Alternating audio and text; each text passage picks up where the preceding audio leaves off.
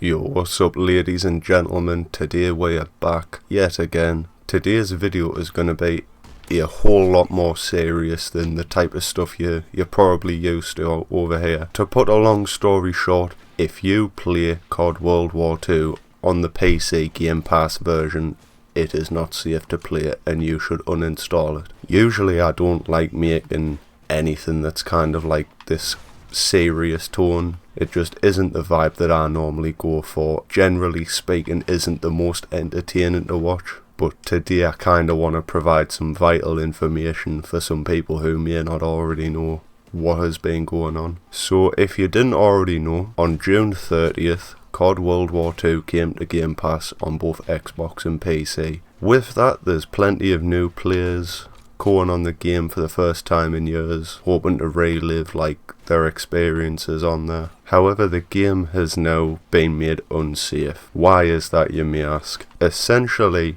on the PC version of the game, malicious hackers have a lot more capabilities to kind of fuck you up. The primary way that these like malicious hackers on the PC version will go about doing this is by carrying out what's called a remote code execution, or an RCE. Essentially what this is that the hacker can kind of just gain access to your PC just by being in the same game as you are. Like, it is genuinely that easy for them to go about just completely gaining access and doing whatever they want with your PC. Now, what makes this even more ridiculous is that Activision have put this on the Game Pass knowing that, oh, there'll be way more players getting on the game now, but we aren't going to update any of the security and fix an issue that people have known about for like fucking years. Now that is just flat out fucking insane for Activision to be so fucking negligent to its own players. RCE exploits aren't just exclusive to COD World War 2. You may have heard in the past some horror stories about like Steam BO3 and other games like that, because if I'm not mistaken, that's probably the game where like that's like the most famous for happening. Similar with like Steam WW2 as well. Now, something that you may be thinking is,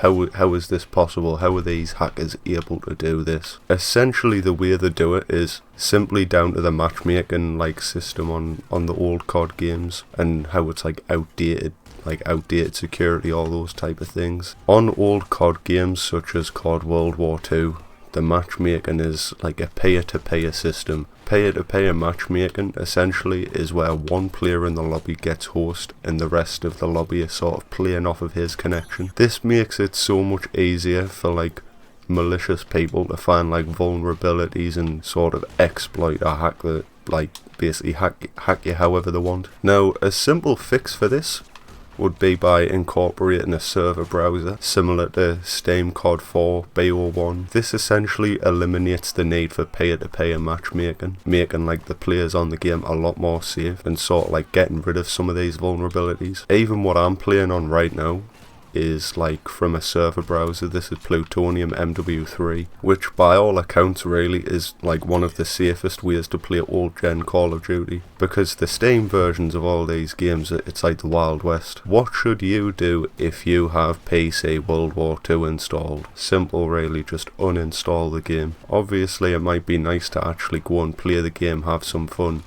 but the risk to reward factor, like the risk really sort of outweighs the reward, you know. What I've just said about World War 2 also applies to many of the other old CODs on PC. The outdated security on some of these games is quite frankly ridiculous, and the fact that in many instances Activision still hasn't done a single thing to like protect the players. So my personal recommendation would just be to get rid of the game entirely. If you want to play it, I would recommend playing it on console, which is what I do. It's such a shame really, because I know so many people who are like so excited to be able to play COD World War 2 on PC. If you get like the disc version of the games as well, normally if you go to like a pre-owned shop like CEX or somewhere like that, you won't be paying any more than like £10, which for World War 2 and how good the game is a pretty fair deal. Like, it's cheaper than it would be on Steam, for example. It is kind of a gunshot to the foot for the PC players, which